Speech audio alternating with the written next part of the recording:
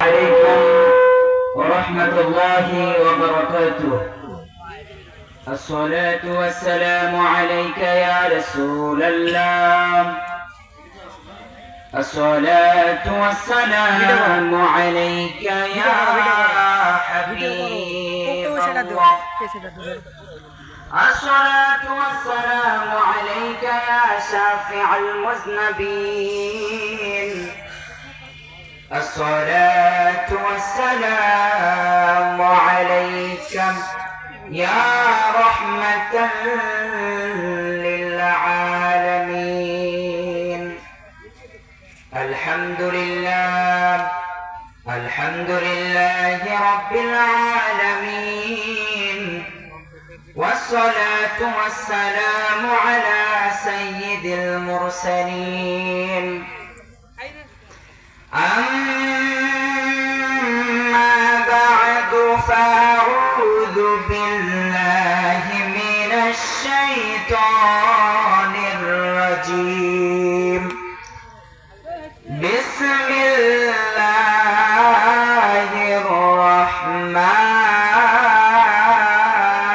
الرحيم.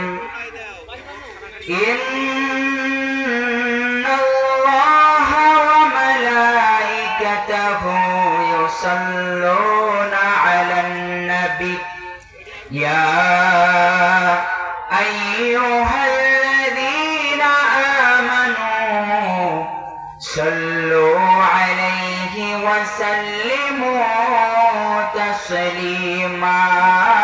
اللهم صل على سيدنا مولانا محمد وعلى آل سيدنا شافعنا عبد শাহ প্রেম করিয়া নবী দেখে সামনে আশিকার মাশূকের মিলন। আশিক আর মাশূকের মিলন অন্ধরা কি বুঝিবে। আল্লাহুম্মা সাল্লি আলা সাইয়্যিদিনা মাওলানা মুহাম্মদ ওয়া আলা আলি সাইয়্যিদিনা শাফিয়ানা। সময় থাকতে মুর্শিদ ধরে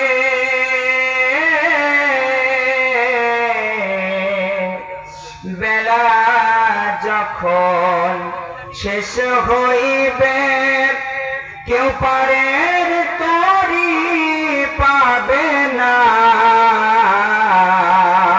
সময় থাকতে মুর্শিদ ধরে পথ করে নাও সাধনা। আল্লাহুম্মা সাল্লি আলা সাইয়্যিদিনা মাওলানা মুহাম্মদ ওয়া আলা আলি সাইয়্যিদিনা শাফিয়ানা মুহাম্মদ।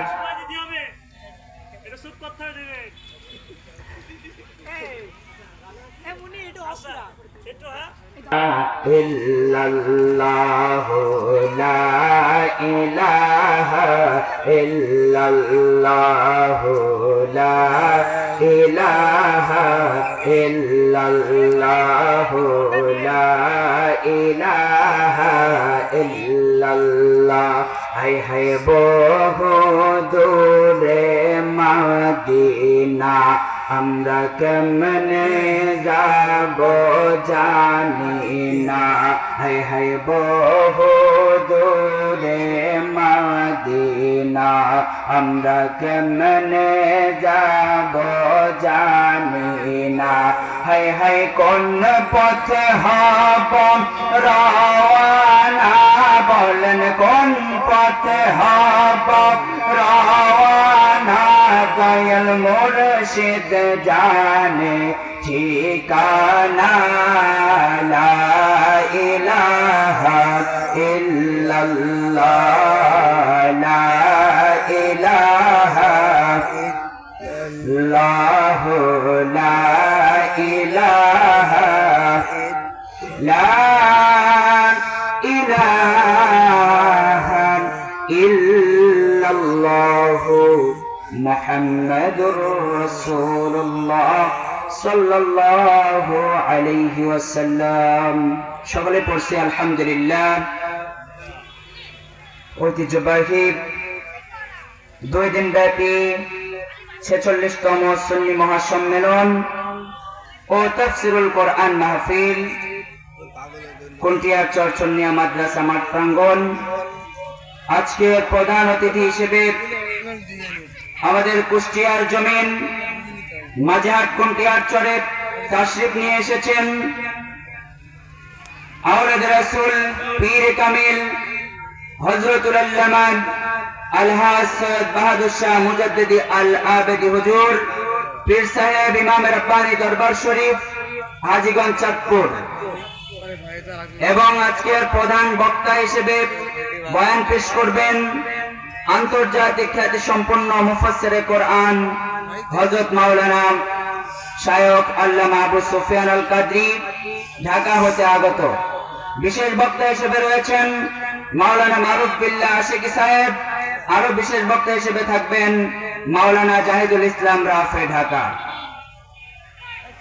আলহামদুলিল্লাহ, আমরা সকলেই চাই আজকের মাহফিলটি যেন সুন্দরভাবে সফলতার সহিত শেষ হতে পারে।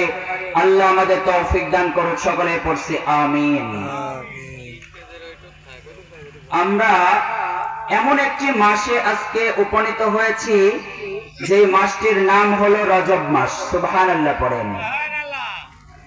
রজব মাস যখনই চলে আসে তখনই আমরা আহলে সুন্নাত ওয়াল জামাতের মাথায় ঘুরপাক খাই 2টি বয়ান। 1 নাম্বার বয়ান হলো শানে রিসালাত, আর একটি বয়ান হলো শানে বেলায়াত। আওয়াজ করে বলেন সুবহানাল্লাহ। শানে রিসালাত এই রজব মাসে 26শে রজব দিবাগত রাত্রে আমার আল্লাহ রাব্বুল আলামিন তার প্রিয় হাবিব হাবিবুল হাবিব হযরত মুহাম্মদ মুস্তাফা সাল্লাল্লাহু আলাইহি ওয়াসাল্লামকে তার বাড়িতে দিদারে নিয়ে গিয়েছিলেন। সুবহানাল্লাহ। এবং এই রজব মাসেই এই 6 রজব আমাদের খাজা বাবা খাজা মাইনুদ্দিন চিশতি রহমাতুল্লাহি আলাইহির ওফাত মোবারক। সুবহানাল্লাহ পড়েন। এই জন্য কুন্টিয়ার চর মাঝহাট এলাকার মানুষ, আপনাদের সামনে আমি বলতে চাই, যখন রজব মাসের চাঁদ আমাদের নবী পাক সাল্লাল্লাহু আলাইহি ওয়াসাল্লাম দেখতেন, তখন একটি দোয়া বারবার পড়তেন। দোয়াটি হচ্ছে আল্লাহুম্মা বারিক লানা ফি রজব ওয়া শাবান ওয়া বাল্লিগনা রমাদান। আওয়াজ করে বলেন সুবহানাল্লাহ। সুবহানাল্লাহ। দোয়াটির অর্থ হলো এইরকম: হে আল্লাহ রাব্বুল আলামিন, আপনি আমাদেরকে রজব ও শাবান মাসে বরকত দান করুন এবং রমজান মাস পর্যন্ত আমাদের হায়াত বৃদ্ধি করে দিন। সুবহানাল্লাহ। এই জন্য প্রিয় যুবক ভাইয়েরা আমার, কথা নাই বার্তা নাই, সম্পূর্ণভাবে আলোচনায় আমি ঢুকে গেলাম। যারা এখনো রাস্তাঘাটে দোকানপাটে ঘোরাফেরা করছো, জীবনে অনেকবার বাদাম খাইতে পারবা, অনেকবার বন্ধুদের সাথে আড্ডা দিতে পারবা। এই যে এই কুন্টিয়ার চরে এই মাদ্রাসা ময়দানে 2 দিন ব্যাপী মাহফিল হচ্ছে, 2 দিন পরে এই মাহফিল কি আর পাওয়া যাবে? এই মাহফিল আর থাকবে না, এই মাহফিল আর পাওয়া যাবে না। সবাইকে অনুরোধ করে বলবো, আপনারা অতি দ্রুত মাহফিলের প্যান্ডেলে চলে আসুন। আলোচনা চলছে, এরপরে এশার নামাজ হবে, আবার এশার পরে আন্তর্জাতিক খ্যাতি সম্পন্ন ওলামায়ে কেরামরা বয়ান করতে থাকবে। এই জন্য কথা নাই বার্তা নাই, চলে আসুন মাহফিলের দিকে মনোযোগ সহকারে মনোযোগ দিয়ে দিন। এই যে রজব মাসটা এত বরকতময়, হযরত মূসা আলাইহিস সালাতু ওয়াস সালাম আল্লাহ রাব্বুল আলামিনকে দরখাস্ত করেছে, ও আল্লাহ, ও আল্লাহ, তোমার সাথে কথা বলি আর ভালো লাগে না, ও আল্লাহ, তোমাকে আমি দেখতে চাই। আল্লাহ তাআলা মূসা নবীকে বলে, হে মূসা, তুমি আমাকে দেখতে পারবা না। কিন্তু আমার নবী পাক সাল্লাল্লাহু আলাইহি ওয়াসাল্লাম ঘরের মধ্যে শুয়ে রয়েছেন। আল্লাহ তাআলা জিবরাইল আলাইহিস সালামকে পাঠিয়ে দিয়েছেন। জিবরাইল আলাইহিস সালাতু ওয়াস সালাম এসেছেন, দয়াল নবীকে ডাক দিয়ে বলে, ইয়া রাসূলুল্লাহ, ইয়া হাবিবাল্লাহ, নবীজি, ও নবীজি, আল্লাহ রাব্বুল আলামিনের দিদারের জন্য আল্লাহ তাআলা আমাকে আপনাকে নিয়ে যাওয়ার জন্য বলেছেন। একটাবার কি আওয়াজ করে সুবহানাল্লাহ বলা যাবে না? সুবহানাল্লাহ। হযরত জিবরাইল আলাইহিস সালাতু ওয়াস সালাম যখন আমার আপনার নবীকে প্রস্তাব দিলেন, আল্লাহ তাআলা আপনাকে নিয়ে যাওয়ার জন্য বলেছেন, আল্লাহ তাআলার সাথে দেখা করবে, সাক্ষাৎ করবে, এটা দুঃখের বিষয় না সুখের বিষয়? অবশ্যই সুখের বিষয়। কিন্তু আমাদের নবী হাউমাউ করে কান্না শুরু করে দিলেন। জিবরাইল আলাইহিস সালাতু ওয়াস সালাম ডাক দিয়া বলে, ইয়া রাসূলুল্লাহ, ইয়া হাবিবাল্লাহ, আপনি আল্লাহ তাআলার দিদারে যাবেন, এইটা তো সুখের সংবাদ, কিন্তু আপনি কান্না করেন কেন? আবার আপনার নবী ডাক দিয়া বলে, জিবরাইল, ও জিবরাইল, আমি কান্না করি একটাই কারণ, আমি তো যাব আল্লাহ তাআলার দিদারে, আমার উম্মতের কি হবে? সুবহানাল্লাহ বলেন।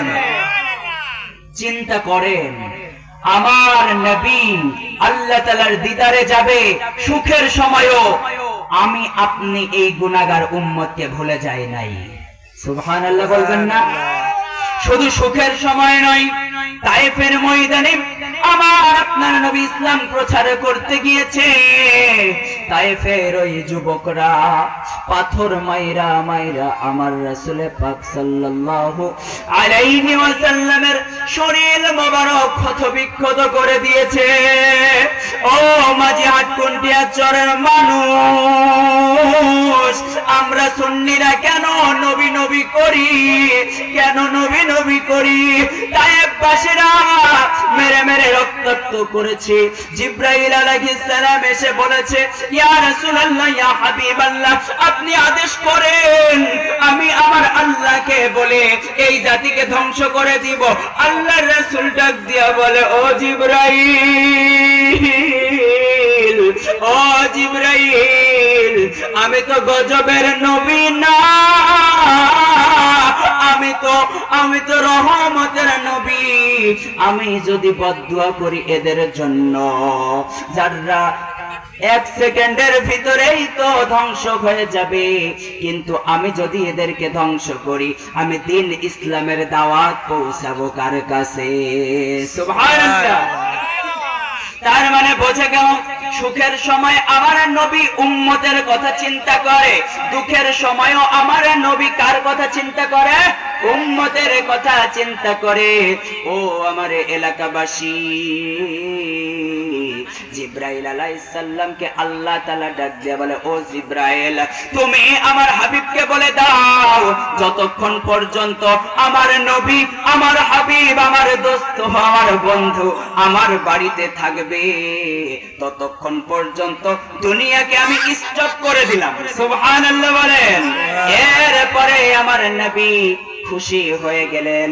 খুশি হওয়ার পরে আমার নবীর জন্য জিব্রাইল আলাইহিস সালাতু ওয়াস সালাম জান্নাত থেকে পোশাক নিয়ে এসেছিলেন। যেই পোশাকের ভিতরে একটা ছিল সেটা এই পাগড়ি।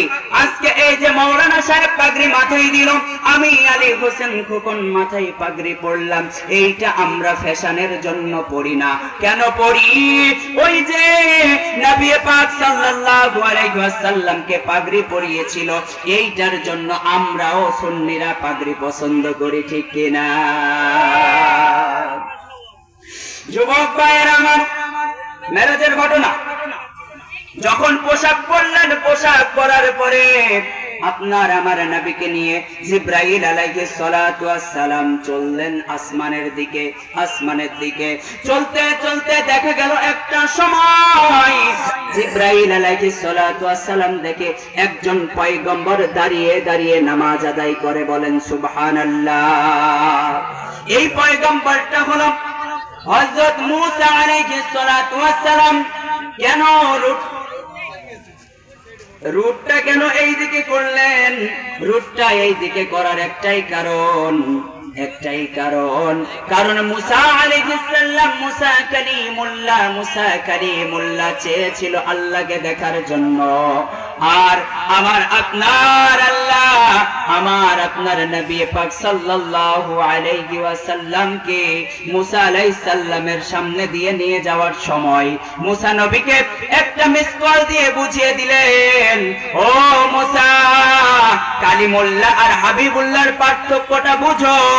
কালিমুল্লাহ আল্লাহর সাথে দেখা করতে চায়, আর হাবিবুল্লাহ হইল যিনি ঘরের ভিতরে শুয়ে থাকে, আল্লাহ তাআলা নিজে তাকে দিদার দিতে চায়। সুবহানাল্লাহ। সুতরাং হাবিবুল্লাহ, আমাদের নবী কি হাবিবুল্লাহ। আমরা বড় ভাগ্যবান, মোদের রাসূল আল্লাহর মেহমান।